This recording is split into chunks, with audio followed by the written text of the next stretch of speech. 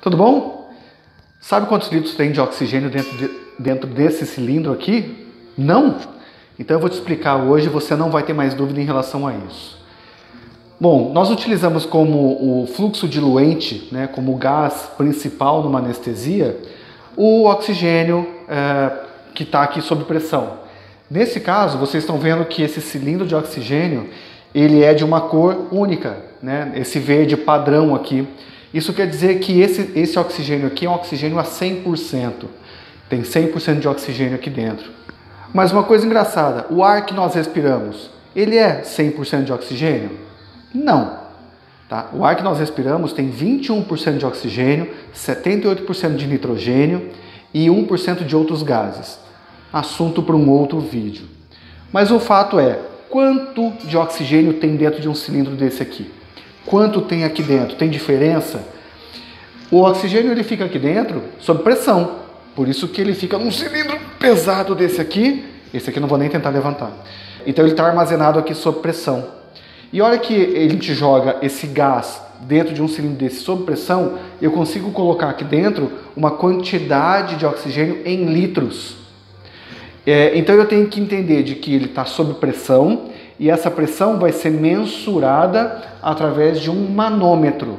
Tá? Pode ser um manômetro simples ou um manômetro duplo, como esse aqui. Já vou explicar a vantagem de um e de outro. Entendendo isso, então eu consigo ter uma boa noção e calcular qual é o volume em litros de oxigênio que eu tenho aqui dentro. Apesar de ser um gás, a gente consegue calcular isso em litros. Por quê? Porque é essa referência que nós usamos quando nós vamos para o nosso aparelho de anestesia inalatória, né? Onde a gente vai lá no nosso fluxômetro e regula ele em litros por minuto. Ok? Por isso que eu preciso entender quanto tem aqui, para saber se a quantidade que eu tenho aqui é suficiente para poder anestesiar o meu paciente. Bom, esse cilindro menor aqui, ele é de 1 metro cúbico de oxigênio. Esse maior aqui, maiorzinho, ele é de 2 metros cúbicos. Existem cilindros menores, existem cilindros maiores do que esses aqui. Mas existem os cilindros de alumínio também, que aí vão favorecer na questão do peso, né? Esses cilindros aqui, eles são pesados. Bom, 1 metro cúbico, tá? Não me resolveu o problema. 1 metro cúbico de água, por exemplo, quando você pega uma caixa, um cubo de 1 metro por 1 metro por 1 metro, 1 metro de altura, 1 metro de comprimento, 1 metro de profundidade, em água, em litros, ali cabem 1000 litros. Eu vou usar a mesma referência para o cilindro de gás. Então, em 1 metro cúbico, eu tenho 1000 litros de oxigênio. Em 2 metros cúbicos, eu vou ter 2000 litros de oxigênio. Como é que cabe 1000 litros de oxigênio aqui e 2000 litros de oxigênio aqui? Eles estão armazenados sob pressão. E essa pressão eu consigo saber através do meu manômetro. Vocês estão observando aqui que tem um manômetro aqui e nesse caso tem 2 manômetros, já vou dizer por quê. Esse aqui é um modelo que provavelmente você tem na sua clínica, que é um modelo mais simples, onde este manômetro ele afere a pressão do cilindro, ok? Então, a hora que eu abro o cilindro, olha, ele bateu aqui próximo dos 150, tá? O que é isso? 150 kg-força ou 150 bar de pressão, é a mesma coisa. 150 kg-força é muita pressão para ir para o meu paciente. Não dá, eu posso provocar um barotrauma nesse paciente, um barotrauma pulmonar nesse paciente. É muita pressão. Para isso, neste cilindro, ele tem este componente aqui embaixo do manômetro, que é uma válvula redutora de pressão. Então, esse meu cilindro, ele está regulado para saída de pressão aqui de 5 kg-força. Ok? Então, só que eu não consigo mexer nessa variável. Ele foi regulado lá onde eu carrego o meu cilindro e eu pedi para eles deixarem assim e lá eles mensuraram essa pressão para mim.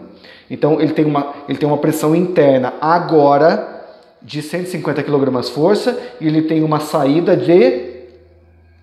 aqui não vai sair. Ele tem uma saída de pressão de 5 kg-força. E aí essa pressão ela vai ser jogada para o aparelho que você vai utilizar. Uma coisa importante, quando eu carrego esse cilindro de 1 metro cúbico, eu acabei de carregar ele de manhã. Então ele está completo e ele está com 150 kg força. Essa é a pressão interna dele. A partir desse ponto, eu consigo fazer através de uma regra de 3 e calcular o volume em litros de oxigênio que tem aqui dentro.